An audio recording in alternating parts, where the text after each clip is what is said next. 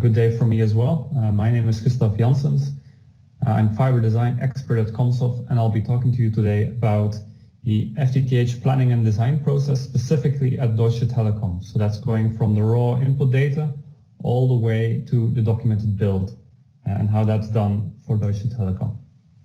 So like any good story, ours start with good input data. So there's three major data sources that DT has.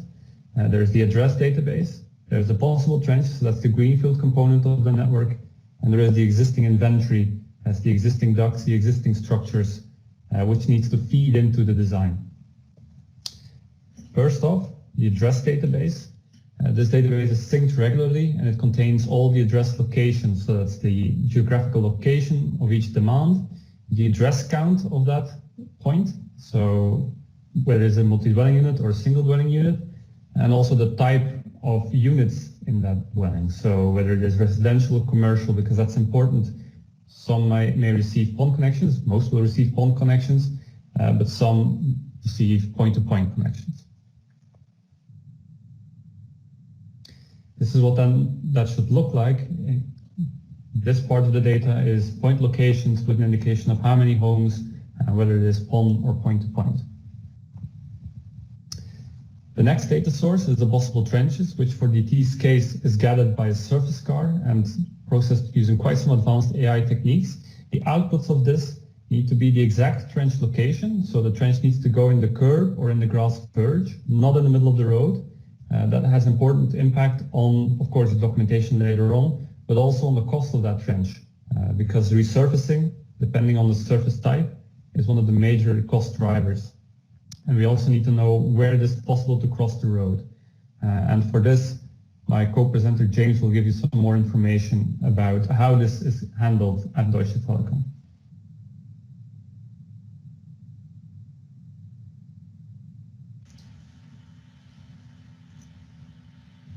Yeah, hi. So what Deutsche Telekom done here is they've worked with the Fraunhofer Institute. So I'm presenting on behalf of Fraunhofer. So this is not what GE's done. This is Fraunhofer's work. And as you can see on the slide there, on the left-hand side, they've got a car with terrestrial LiDAR and high-resolution image devices on there. And they drive the area and they capture a 3D point cloud using the LiDAR and a 2D set of images.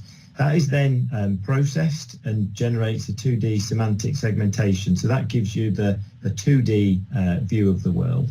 And then based on the information about the projection through the camera that they're using, combining that with the 3D point cloud, then you can generate a 3D view of that world.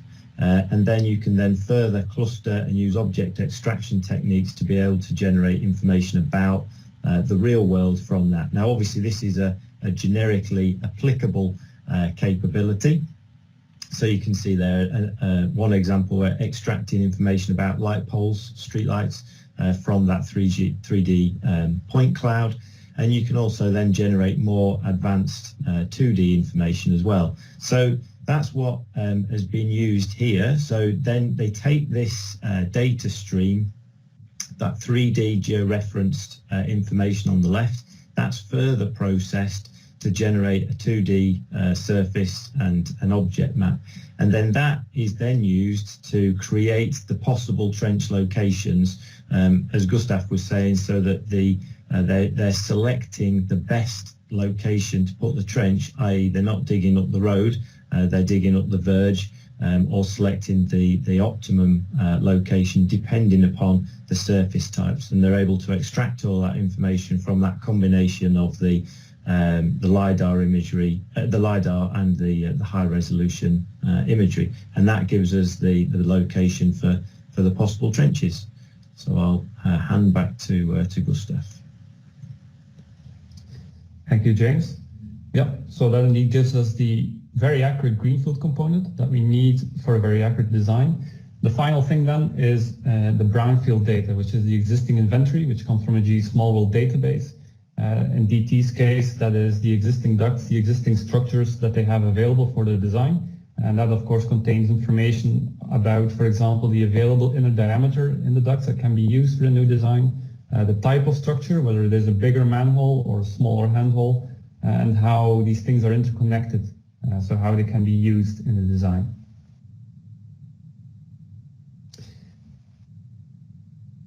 This data then is enriched with some added data because, of course, we all have the individual components now and we need to interconnect them. So at this point, automation software adds some connections, connecting the addresses to either greenfield or brownfield, wherever appropriate, and allowing transitions from greenfield to brownfield so that extensions can be made on the brownfield where necessary. This then serves as the design start. When all this data is collected, DT has, for the entire area, an image like this, where all the individual addresses are connected to greenfield and or brownfield, and where it is ready to start the design on.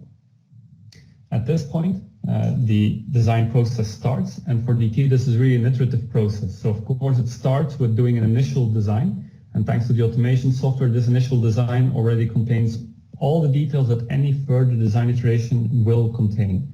So it contains the clustering of all the homes to a distribution cabinet, and cabling from that cabinet to all those homes, all the splicing, the duct solution, everything is in there. And this is then the start point for the planner. So the planner doesn't need to do anything to get to this point. He can start from here. And the actions then is, for example, to fine-tune the serving areas and the cabinet locations, because the planner knows best where exactly those cabinets should go. As you can see on the screen, the orange circles are the cabinet locations. They need to be offset off the main trench slightly. They receive a dedicated trench. Of course, the planner knows best where this is possible. The automation software can just place the cabinet wherever it is cheapest. So the planner can go in, make design changes, and then quickly redo the design, at which point all the cabling, ducts, splices, equipment in the field will be updated. Important for the planner here as well is to take a careful look at how the existing network is used. So in this view, of course, as we all know, green is good, red is bad. So green is the existing inventory use, and red is where they needed to break out of that existing inventory and start doing new civils. So at this point, they want to very carefully look, where am I breaking out of the existing inventory? Is that possible in the field? Take a look at why this was done, typically also to pick up homes, for example, that didn't have a direct connection to existing brownfield. So it's very important that the planner can see this, can make changes where necessary, and for example, can decide to do a complete overbuild where that is appropriate. If there's too much trenching happening, they may not want to use the existing inventory in the first place. A planner at Deutsche Telekom will also want to fine-tune the feeder cable solution. So that's the connector cable from the central office to all distribution cabinets. This can get quite complex, so the planner can worry about how the cabinets are connected to the cable, which cabinets are connected together on the main cable. And this is again where automation software is really helpful, because the actual cable solution is quite complex. So they have a 96 fiber main cable, but the cabinets cannot connect directly to this main cable. The cabinets need to be connected with a dedicated smaller feeder cable, which is spliced off of the main 96 fiber cable. So this happens in closures, which can be placed at the foot of the cabinet, but cabinets can reuse the same closure, of course, if that is cheaper. And so this detail is handled by the automation software again, so that it can decide which distribution cabinets can reuse the same closure by running their dedicated fiber cable back to that closure to connect into the main cable. So the planner doesn't need to worry about these details. He doesn't need to calculate anything like this here. He can just worry about which cabinets am I going to connect to the same main cable. Another detail that is handled by the automation software, for example, is the duct solution. So Deutsche Telekom has a 22-way and an 8-way distribution duct. And they have very specific requirements about how these slots are used sequentially, but also when a duct connection is made, they want to preserve the microduct slot color. So the color of the microduct, either connect color to color or color to a striped version of that same color. That simplifies the build, simplifies the documentation. And as all people with planning experience will know, it's very easy to make mistakes against these sort of rules. And it's very time intensive to do that. So this is again a detail that is handled by the automation software at each step at each design iteration, this low-level design detail is already present. So this makes sure that the design is ready for importing into the inventory to build and to document, and that all those details are, for the majority of the cases, all those details will be correct already. And so at this point, I will be handing it back over to James to tell you more about how this then is actually imported in inventory, how the build happens from here, and how the documented network is created. All right, thanks, Gustav. Yes, so from that stage where the low-level design is created, this is then translated into real inventory data. So from that we can then generate the bill of materials, various schematic diagrams, the specific splicing details, and of course geographic plots. So earlier on, Gustav mentioned that the brownfield data is provided out of the GE Small World solution that's deployed at Deutsche Telekom, and this is where the design information is also now generated out of Small World. So Comsof's done that automated design, and then that's handed over into Small World. We generate all of the output that actually goes out to the field to be able to construct the network. And of course, the important part is then sitting in the inventory as well. So, and then the next stage, of course, is that the network is constructed. So the guys out in the field go construct the network. As we all know, there is always some variation.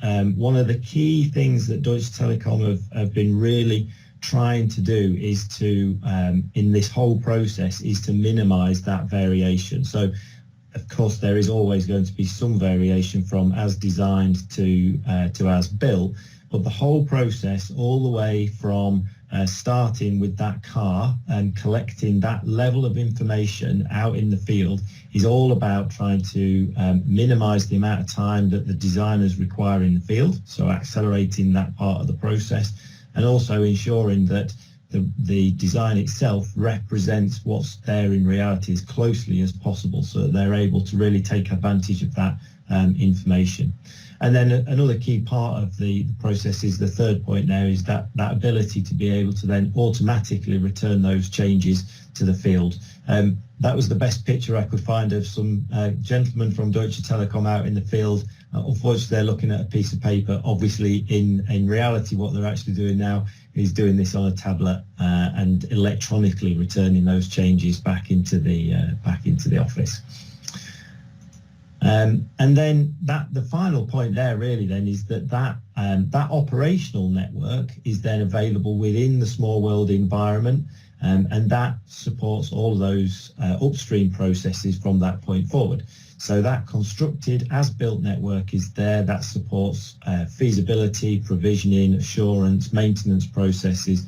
That information is critical to then the operation of the network going forward. The solution, the Small World solution, has been for a many number of years now at Deutsche Telekom the inventory solution for the physical network, for all of their copper network, their existing fiber network, and continues to be so for their new FTTH deployment.